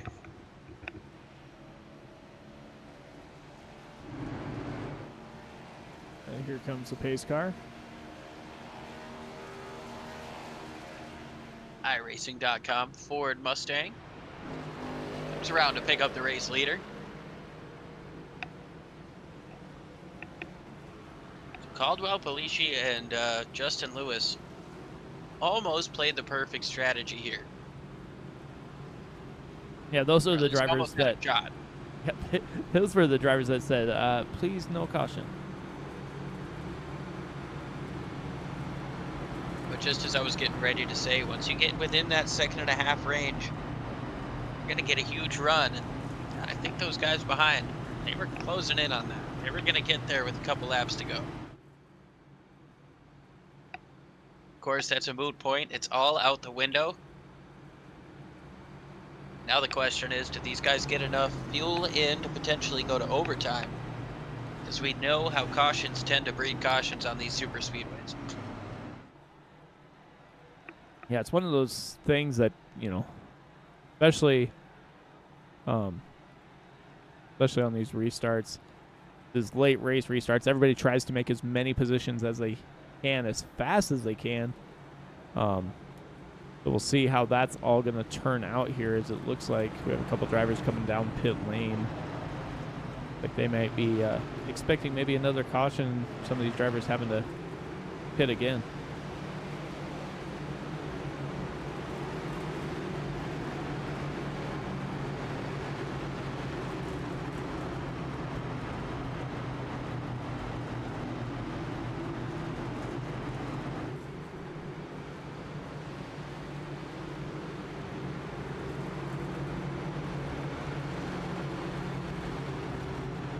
Doubling up this time.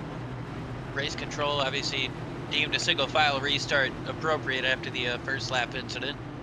But we have just gone 88 laps without one. So I think they're going to let the boys play a little bit.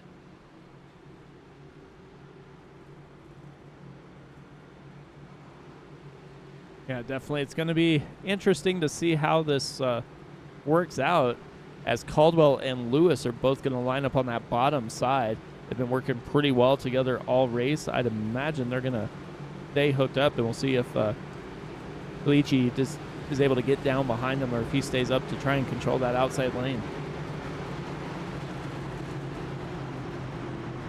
Have to see. Got Banasens, Harper,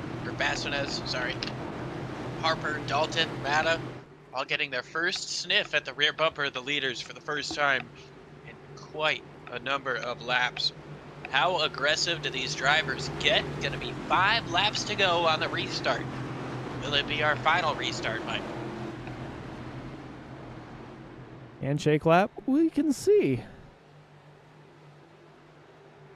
Pace car is going to make that left-hand turn. Caldwell, Polici on the front row. Justin Lewis lined up in row 2 on the bottom. And we are green flag racing. Lewis gives a shove to Caldwell, and they are back out in front. Back out in front. Polici's able to get down to the bottom, so those top 3 who worked so well together right back where they were. And this time they don't have as much of a gap on the 4, the 60, and the 27. They're all right behind them as they're side by side just outside of the top 5. Yeah, you're going to see Harper jump to the outside. See if him and Bassinet can make a move. They've been working well together, especially with that 60 car giving the push. And they are up into 3rd and 4th. Single file right now in the top 6. A couple of tandems almost reminiscent of the 2011 Talladega race. These guys move up to the top side of the racetrack. Lewis gets put into the wall. Lewis hard into the wall. He's going to come back down the racetrack in front of the field. 6 or so cars are involved, at least at this point. The 6 of Casaber is in it. The 10 spins down the track. That's Tarrant Hill. Todd Merkel 2 of also Merkel. involved.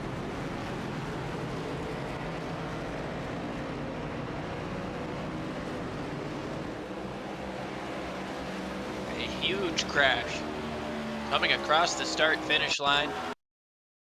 We'll take a look to see here, but it looks like 4 of Harper had a run, and the 7 tries to come up with it. Just gets turned sideways, tries to save it once he gets off of the wall. Merkel gets turned by Wagner. Winds up going backwards into Justin Lewis. Chad Jones might have got a piece of that on the right side. He continued on. I don't think the damage is too bad, but I think he got a piece. Yeah, it looked like Justin Lewis might have had a little bit of a late block as Harper was trying to make his way to that outside lane.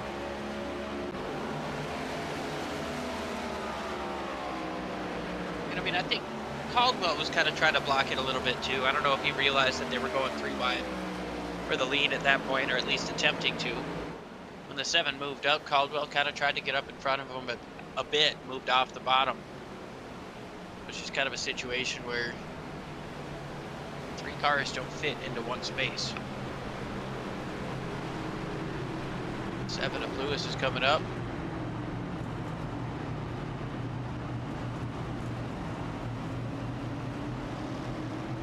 Where he's going to be able to blend back in with the field.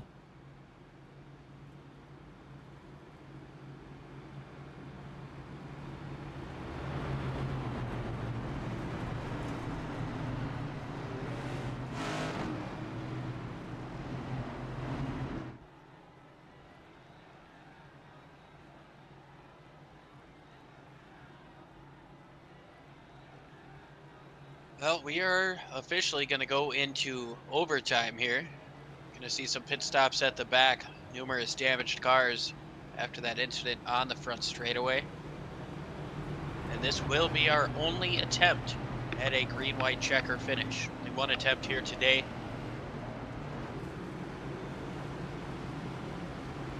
So should the caution come out before this race takes any flag,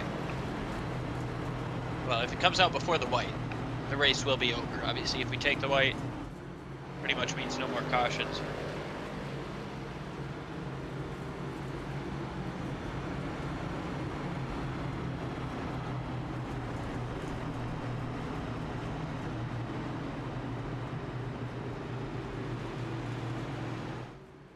Light's still on the pace car.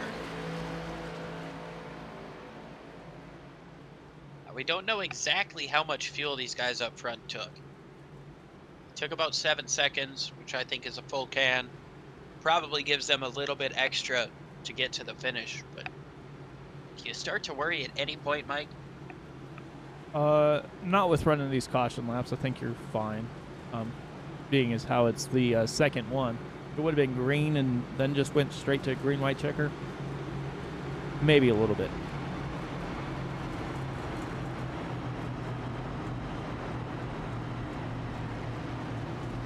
We're going to get the 1 to green on lap number 100. Green flag will be lap 101, white flag at 102. Crossing the line at 103 will be the finish. Look at us getting an extra 3 laps of racing here at Daytona. We didn't even have to pay extra.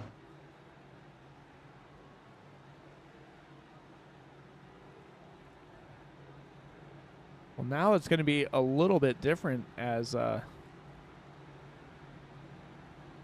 lineup's going to change just a bit. It looks like see how they're going to actually line them up here. It's going to be single file or not. Looks like they're doubling them up here once again. So it'll be Caldwell on the inside, Vasquez to the outside. So this is going to be interesting. You have basically the top 4 drivers have all worked together as far as the tandems there. Caldwell and Pulici work together. Vasquez and Harper work together. So we'll have 2 strong lines to go here. Yeah, Mike, I don't know about you, but I think they're going to be looking about the same off of 2, at least for the first 4 cars, as they do coming across that start-finish line to take this restart. I think the pushes are going to be insane from the second row. I think the second row is going to decide this restart. And think we're in for a wild show over the course of the next 5 miles of green flag racing. I think a driver you might want to look out for is going to be sitting in P5 right here, and that's going to be Trevor Dalton. See what type of drive he can get. Yeah, talked about him a few times today. He's been up in the top 5, hasn't really sniffed the lead a whole heck of a lot, but that doesn't really matter. The only one that matters that you lead is the last one.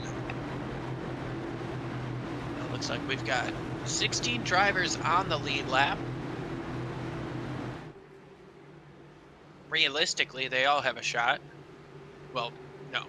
Technically, they all have a shot. Realistically, I'd say probably from 9th on forward.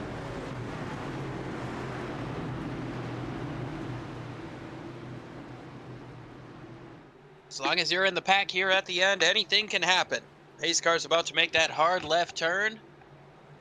We are getting ready to bring the action here on the final restart. Caldwell, Bassanez into the Geico restart zone. Green flag is out for 2 more here at Daytona.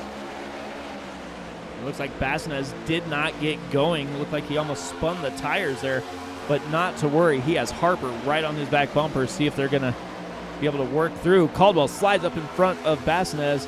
Caldwell goes back down to the bottom, blocking the line, playing Pied Piper inside outside, trying to see which line can go. And here comes Trevor Dalton trying to pick his way through. It's a really risky move, trying to block both lanes, especially on a restart with these big runs coming. Look at these shoves, everybody getting squirrely, but Bassanez on the outside, he's going to take the race lead. 3 wide in the middle is Matta.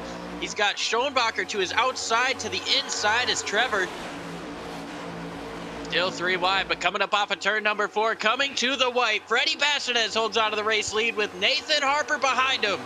4 wide across the line, just about. Everything to be decided here in the mid-pack. Looks like Caldwell closes in on the front 2.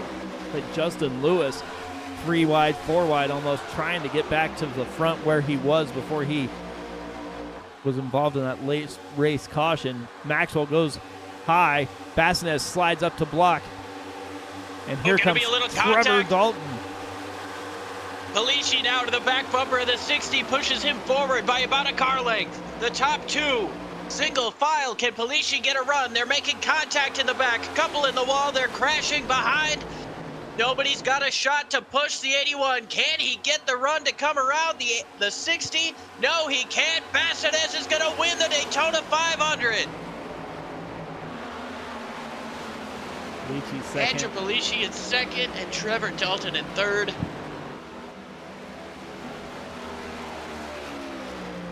What a finish. So do you want to know? Trevor Dalton tried to steal that from Palici. Mike, I'm sorry. I was like, do you want to know how late he joined the race? I'm going to say he didn't qualify. Well, he qualified. Probably no. joined right before. He literally signed up like, I don't know, 10 minutes before the race.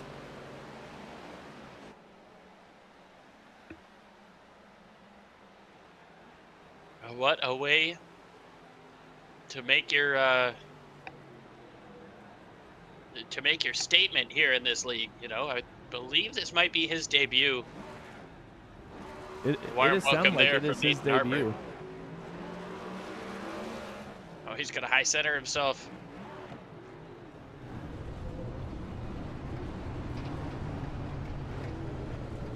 Freddie Bassanez in the number 60 Monster Energy Ford Mustang is well, he's a Daytona winner here. He's parked at the finish line.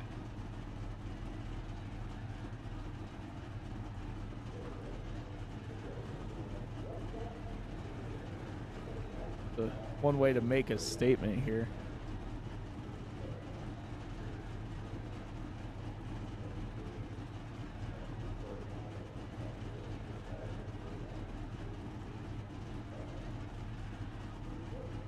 See if we can't steal Trevor Dalton. Get him up to the to the booth.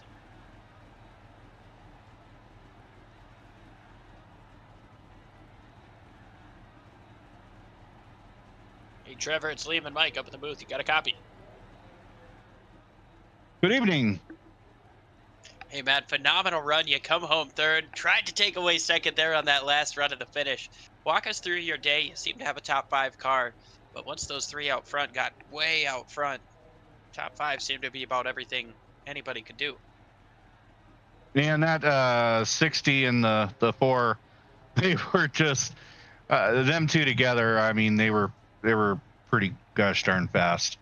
I'm just happy to be across the finish line, not upside down and on fire. So. Well, not only are you not upside down, you're on your wheels, you're no flames at all, and you're on the podium. I was going to ask you about those 2 up top. They seem to be super fast, but do you think there was anything you could have done to be able to keep them behind you or get in front of them? Well, we with Maxwell and Andrew, I think there was a little bit of a disconnect on that backstretch. I think if the 3 of us could have stayed together, we could have gave them something, but we got broken up. So. Well, you had a super strong run all day, up in the top 10 for almost all of it, racing up in the top 5 for a good portion as well. Is there anybody you want to thank for such a strong run here in the season opener here for the SCL? Well, the SCL League, glad to be back. Glad we're broadcast, and appreciate you guys in the booth. So, yeah, hopefully it's a good season. Hopefully we have good, strong numbers and a fun season.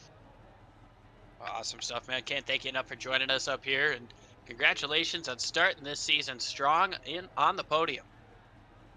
I'll take it. It's the first season I've started not dead. Thank you, man.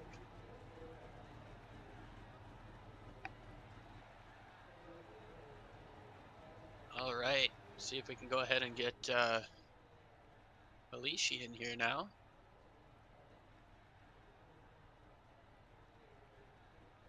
Mike, I think you've got him. Hey, Andrew, Mike up in the booth, man. How's it going? Going. Well, you guys had the run there till that late race caution came out. Kind of walk us through the race and what made you guys decide to stay out as long as you did. I mean, we just tried to play a fuel game. Stay out as long as you can, take less fuel at the end, or on that last stop, and it'll get you further. That was kind of the plan, and it seemed to be working until we got that caution. We had a few cars together, and yeah, it seemed to work really well. Yeah, it definitely did. You guys had a pretty strong run. A little bit of a cluster there at the end, as super speedway racing tends to become, but you were able to bring home P2.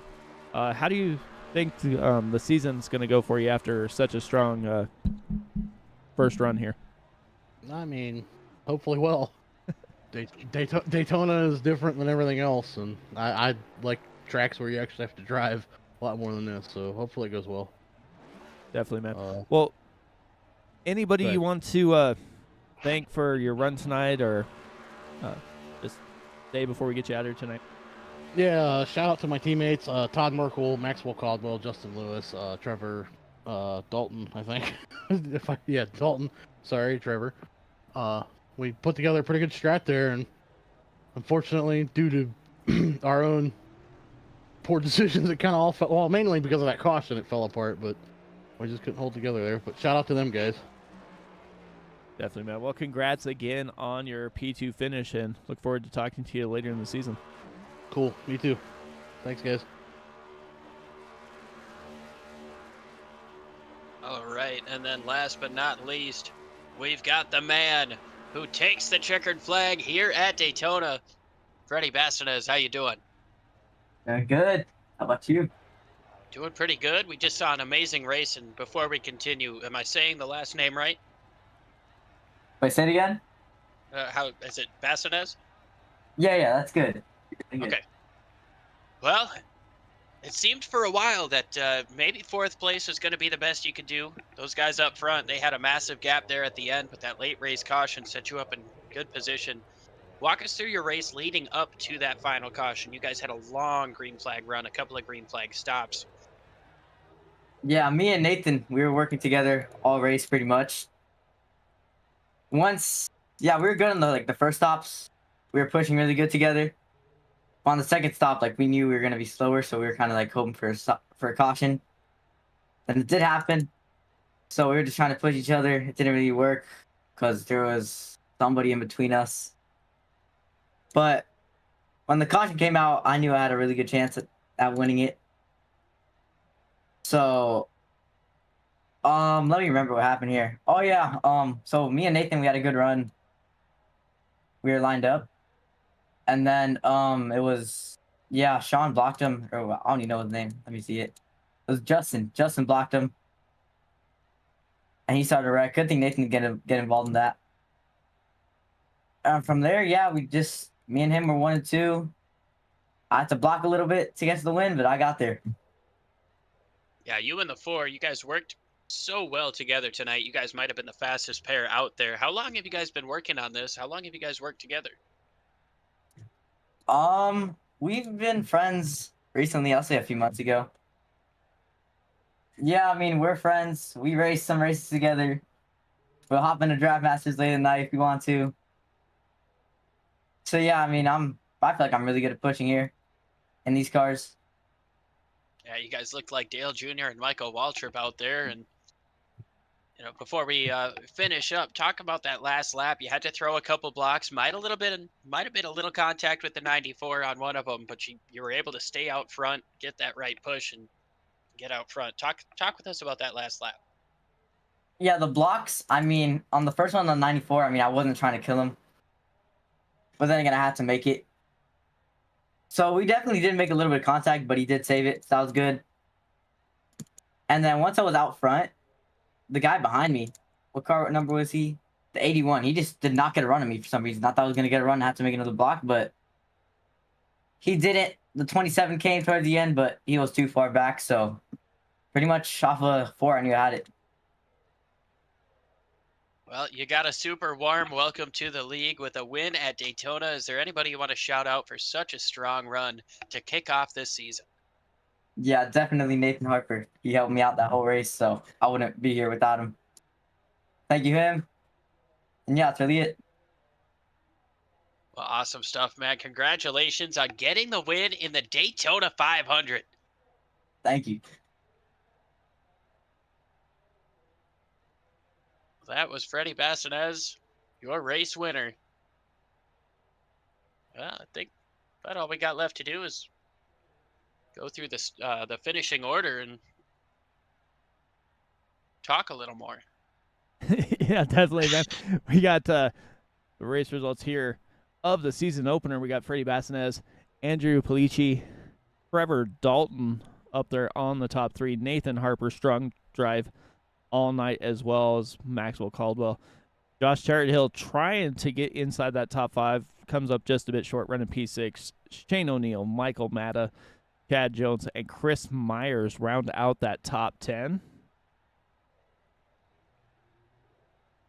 Yeah, after that, we're going to move on to 11th place, Todd Merkel, and Adam Lowe, Justin Lewis, Jonathan Kasserbear, John Shanebachler, most of all who were involved in that crash. Sorry. Then Derek Wegman, Adam Brady, Michael Brooks, Ronnie Hurst, Jason Crumley, and Matt Metler rounding out the drivers who started. Shout out to Joshua Yarbrough, who did race control here today.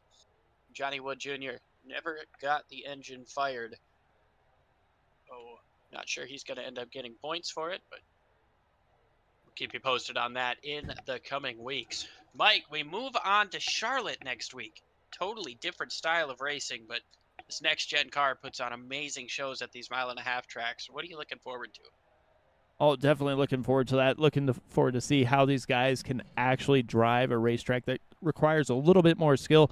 We saw what they can do with the super speedway, going inside, outside, staying too wide for quite a while. I imagine we're going to see some high-quality passes at Charlotte. And then after that, they go to Las Vegas. So, I mean, these guys definitely know how to schedule a league here. 12 races, pretty quick season. moving up to Las Vegas after that. I know we've got Homestead out here, a little twin ring Motegi action later on in the season towards the end. Phoenix and Talladega are up there, and of course we finish the season at Atlanta. You're not going to want to miss a single week of competition for the Cup Series here, and well, these guys know how to race, that's for sure. We found out today. Yeah, definitely, and you can join us back here on Wednesday night when they kick off their Super Truck season and also their Street Stock and Mini Stock season as well. So they will be here on Wednesday. We also have Racers Elite going Tuesday, Wednesday, well, basically Tuesday through Saturday with all their leagues. They got Xfinity, Cup, Super Speedway Series. Tons of action here on SRM as always. But with that being said, I mean, we'll go ahead and wrap this up here. From all the drivers of the SCL Cup Series and all of us here at Sim Racing Meet, I want to wish you guys a good night, and we'll see you next time.